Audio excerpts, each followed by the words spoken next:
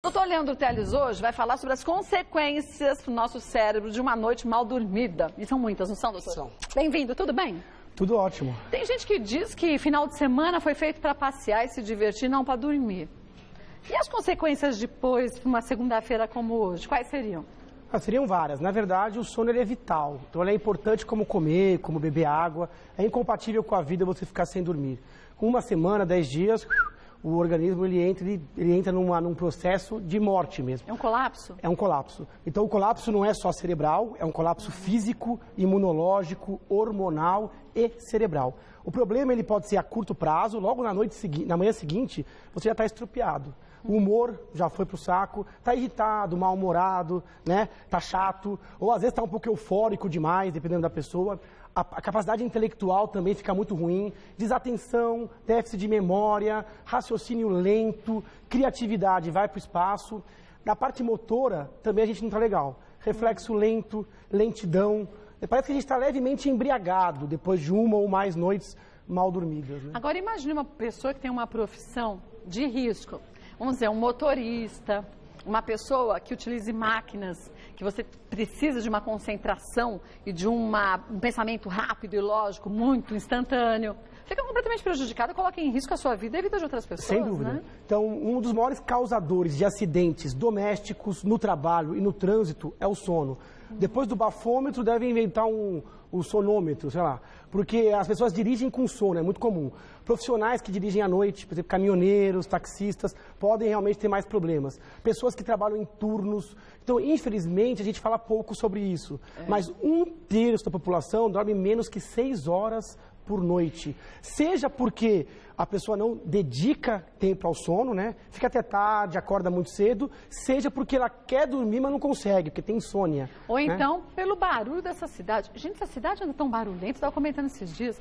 No bairro que eu moro, um dia é tiroteio, o outro dia é sirene ligada, não sei pra quê, de madrugada, carro de polícia com sirene, vai ter que ir na rua. Então, quer dizer, esses ruídos da cidade grande também dificultam a gente ter um sono reparador, né? Sem dúvida. A gente vai muito ligado para a cama, realmente a cidade barulhenta, a metrópolis, a dificuldade de sono, ela é... Outra coisa é a tecnologia. Hoje em dia, dentro do quarto, a gente tem muita coisa que emite luz. Então, o nosso sono provavelmente piorou muito depois que inventaram a luz incandescente, a luz elétrica. Depois surgiram os televisores, os smartphones, os tablets, os notebooks, que vão emitir luz diretamente ao olho, né, próximo da hora de deitar, e vão inibir a formação da melatonina, né, que é o hormônio que induz o sono. Então você tem sim, às vezes o ambiente inadequado, agora a gente também às vezes está inadequado. Às vezes a gente espera o sono chegar e esquece de ir em direção ao sono, né? A gente não se prepara para ir dormir. Então a gente chega e às vezes acaba rodando na cama e de manhã invariavelmente toca o despertador que acorda a gente antes do horário que a gente gostaria ou deveria acordar. Mas no cérebro, quer dizer, quais são as áreas, então, mais atingidas quando esse sono, essa falta de sono é constante? Porque tudo bem, eu passo uma noite sem dormir, tá, a gente fica mal no outro dia, mas a gente consegue se orientar. Mas uma pessoa que tem uma insônia crônica, ela passa muito tempo sem dormir. Uma insônia que passa, por exemplo, de 4 semanas, já é uma insônia crônica. Aí o prejuízo pode ser irreversível, né? Doenças como hipertensão, obesidade, diabetes, até doenças degenerativas, envelhecimento precoce. Quem dorme mal cronicamente morre mais cedo do que quem dorme mais. Então não é um bom negócio trocar o sono precioso por horas ou trabalhando, ou estudando, rolando na cama. E é lógico que o sono é induzido no cérebro, né? E é ele quem mais sofre com a privação. Áreas de sensibilidade, no dia seguinte, já estão acometidas. Agora, quem mais sofre está aqui, olha, em azul. É o lobo frontal, né? Essa região mais anterior do cérebro é aqui que está o raciocínio, o humor, a capacidade de sentir prazer, a capacidade de tomar decisões. No dia seguinte, você toma decisões piores, né? Você é muito menos criativo. Então, o lobo frontal, ele é o que mais sofre. Apesar que outros lobos também. Essa região do lateral, aqui mais beijinha, é da memória. Então você fixa duplamente, porque à noite você fixa e organiza as memórias do dia anterior. Então você já perde essa organização. E você também fica inapto a fixar memórias no dia seguinte. Então, lobo temporal, lobo frontal. Mas aqui na área da visão, na área da sensibilidade, também você tem acometimento. Mas é engraçado o corpo da gente, né? Sabe por quê? Quando a gente é mãe, você acabou de ter bebê. O corpo da gente parece que se prepara para aquele período que você não vai dormir tão bem como antes. Antes do neném nascer, você já começa a ter um sono não tão regular nas 8 horas. Depois, quando o neném nasce, você tem que acordar para dar de mamar. E o corpo da gente não entra na mesma perda que entra quando a gente fica sem dormir se a gente está no dia a dia comum. Quer dizer, será que o corpo, quimicamente, ele se prepara, os hormônios preparam o corpo a isso? Não tem tantos prejuízos Sem assim? dúvida nenhuma. Então, a hipersônia, quer dizer, o aumento da vontade de dormir da gestante, já preparando para essa fase de privação, que é inexorável, já que o bebezinho acorda praticamente de 3 em 3 horas. E depois também, a gestante que está amamentando, cuidando do bebê, ela consegue aproveitar esses pequenos cochilos e fica relativamente bem, em alguns casos. Porque tem várias doenças que podem descompensar quando o bebê nasce, dor de cabeça, estados depressivos, ansiosos, e isso, em parte, pode ser pela essa privação de sono.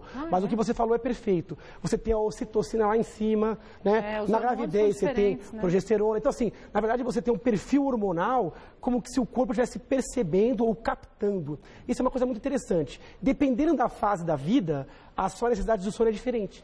Adolescente precisa dormir um pouco mais, bebezinho também, idosos acordam bem mais cedo, às vezes tem um sono depois do almoço. Então, em cada fase, por exemplo, quem operou dorme mais na recuperação. O corpo já sabe que precisa dormir para se recuperar? Exatamente, porque durante o sono, o organismo é como se fosse uma cidade que à noite fosse tapar o buraco, recolher o lixo.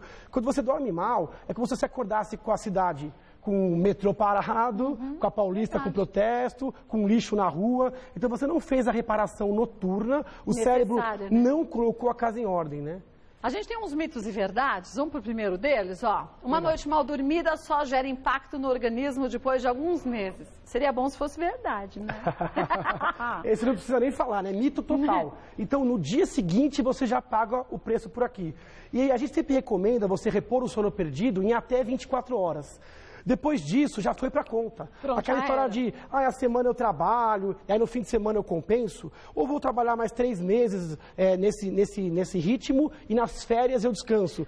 Chega no final de semana, a pessoa não consegue dormir mais que 9, 10 horas. Ela acaba acordando invariavelmente e o prejuízo já foi. Então, no dia seguinte, a pressão já pode ficar alta, já pode surgir uma arritmia que tem tendência, já pode surgir dor de cabeça. Então, aqui, Inês é morta. No dia seguinte, você já tem parte do prejuízo. Passou de 24 horas, não tem como recuperar isso.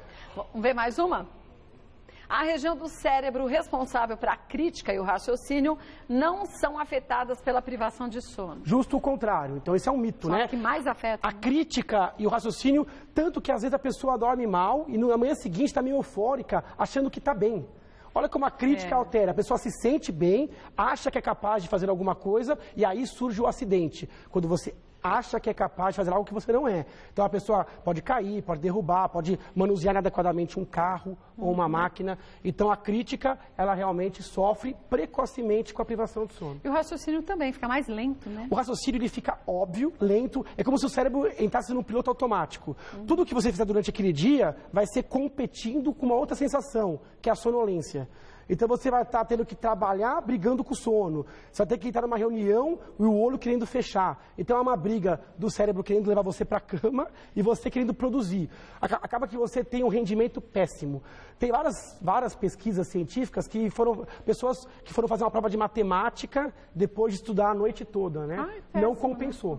Não compensou. É melhor você dormir, deixar de estudar à noite e na hora você vai ter uma capacidade de elucidar um problema muito maior. Próximo, vamos ver? Uma noite mal dormida pode nos deixar mais emotivos e até meio deprimidos. É verdade isso? Verdade. Então, a noite mal dormida, ela pode exacerbar uma tendência, né? Tem pessoas que ficam melancólicas, ficam entristecidas, a capacidade de sentir prazer fica diferente, a pessoa faz escolhas ruins, a pessoa faz escolhas sociais ruins, alimentares ruins. Então, a pessoa pode ter exacerbado a ansiedade e a depressão. E aí, tem um ciclo vicioso, Kátia. Porque você está deprimido, você não dorme, você não dorme, está deprimido. E não sai daquilo, né? E aí muita gente fala assim, nossa, eu não durmo porque estou deprimido. Ou será que eu estou mais deprimido porque não durmo? E a ansiedade mais ainda. A ansiedade tira o sono, da insônia inicial, né? A pessoa vai com aquele pensamento acelerado e não dorme. No dia seguinte, ela está mais ansioso. Então é um ciclo vicioso, é uma bola de neve. E é muito difícil tratar um sem tratar o outro, né? E às vezes a gente, quando está muito ansioso, a gente tem sonhos agitados também. Tem. Tudo a gente está correndo, tudo é muito rápido, a música é alta, tudo, você acorda pior, né? A fase de sonhos, que é a fase do sono REM, ela reflete muito do nosso estado de espírito nas semanas que antecedem esse sono. Então você pode ter sonhos mais negativos, com mais terror, com mais medo, né? Então isso é direto, né? O cérebro produz o sono e produz o sono. Então é importante que o seu estado emocional se reflita nisso. Pior é quando a gente sonha dizendo assim, nossa, bem que eu podia dormir melhor, né? Outro dia eu sonhei assim, ai, não acredito, bem que eu podia ter um sono mais tranquilo, né? Aí você fala, pô, quer dizer, é meio que a consciência brigando, não é? Por você estar numa cidade tão barulhenta, a gente dorme com o ruído da cidade, a gente já começa, que coisa, bem que essa cidade podia ser mais tranquila. Quando a gente vê, a gente sonha com isso, né? Sem dúvida. A reclamação é a mesma, né? Vamos ver mais um mito ou verdade? Vamos lá. Próximo, dormir mal aumenta a fome e pode favorecer o ganho de peso. Perfeito, verdade. Verdade, né? Então isso é verdade e tem várias teorias para explicar isso, né? Então quem dorme mal acaba secretando menos o hormônio da saciedade, que é a leptina, e acaba liberando mais o hormônio da fome, que é a grelina. Então quem dorme pouco já tem mais fome. Mas mais do que isso, no dia seguinte ele faz escolhas piores. Parece que a privação de sono leva a pessoa a buscar mais carboidratos, mais açúcar, mais alimentos calóricos, né? Então a pessoa faz isso como se quisesse se recompensar daquele estado de sonolência ou como se quisesse tentar ficar acordado a qualquer custo. Então, uma das causas de obesidade infantil, adolescência, no adulto, é a noite mal dormida. Né? E aí a gente junta a noite mal dormida que faz você escolher esses alimentos errados. A ansiedade que faz você comer rápido. A falta de exercício físico, então você fica cada vez querendo menos se movimentar. Exatamente. E isso acaba piorando todo o contexto. E aí o ciclo se fecha como? A pessoa ganha peso, fica mais gordinho, e aí começa a roncar, ter a apneia do sono, dormir pior, e aí o ciclo se fecha. Hoje em dia tem um monte de gente em casa que está nesse ciclo, né? Ou com apneia e ganho de peso, né? Que acontece em homens e mulheres, mais até em homens, mulher após a menopausa. Agora, o próprio ganho de peso atrapalha o sono, atrapalha o gerenciamento do calor, o conforto na cama. Então, uma das causas da obesidade é sim a noite mal dormida. Mais um, vamos ver.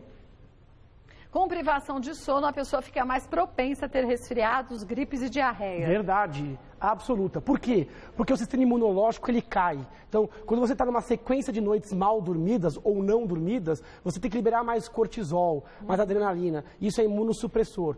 Você tem várias pesquisas que mostraram já que as células de defesa ficam mais baixas e até a sua produção de anticorpos.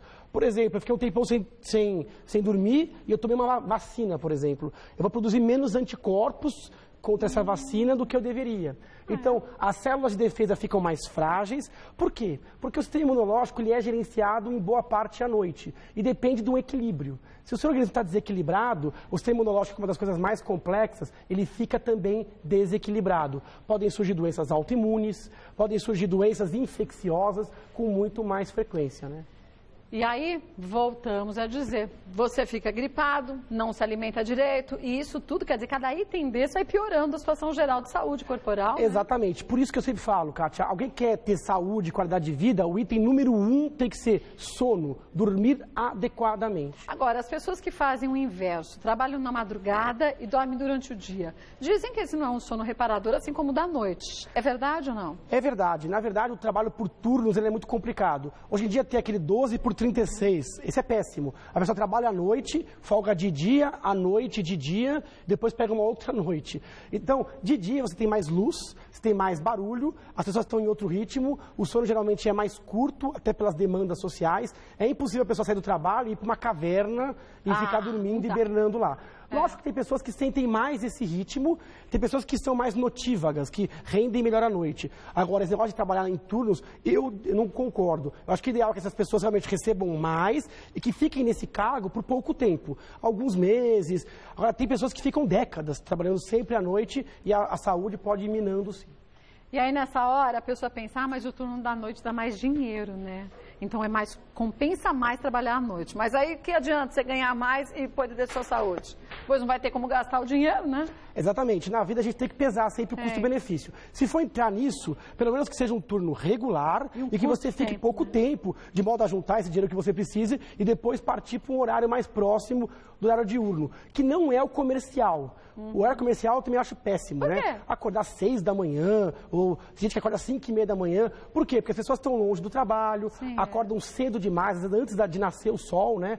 Então eu acho que um pouquinho complicado. Eu acho que o ideal seria começar o trabalho todas as 9 horas e ali acabar em torno das 5, 6 horas da tarde. Seria um horário fisiologicamente perfeito, um pouco mais propício para a pessoa acordar com calma, tomar seu café da manhã, encarar o aquecimento do corpo para depois render, né? Olha, é bom lembrar, gente, que qualquer alteração que você perceba na sua saúde, é importante que você busque uma orientação médica. Nunca se automedique. E isso vale, gente, para remédio para dormir, viu? Tem gente que acha que 2, 3 gotinhas de qualquer coisa não é remédio. Se induz você a dormir, é um problema, pode ser um problema se não for indicado por um médico que não saiba direitinho o que está fazendo, né, doutor? Sem dúvida, isso é muito comum, a automedicação no caso do sono. Ou então bebida alcoólica para dormir, né? Também que não dá certo, né? Desorganiza a estrutura. Agora, olhar os seus hábitos, olhar o seu ritmo de vida e buscar ajuda médica, porque pode ter alguma doença atrapalhando o seu sono. Tem uma infinidade, a lista é grande, né? De ansiedade, depressão, fibromialgia, distúrbio da tireoide, buscar ajuda médica especializada e passar a dormir bem. Olha, o site do Dr. Leandro tem várias informações sobre esse assunto e outros também, www.leandroteles.com.br, no Facebook, Leandro Teles, neurologista. Neurologista Leandro Teles. Neurologista Leandro Teles, é uma fanpage, o pessoal pode curtir, mandar perguntas. A gente responde aqui. Vou colocar nossa foto lá, nosso selfie, a gente tirou um selfie antes da... Mas você não tem Instagram também? Vou pôr no Instagram também. Depois eu te passo os aplicativos para ver se você editar. Tá bom, Beijo, obrigada.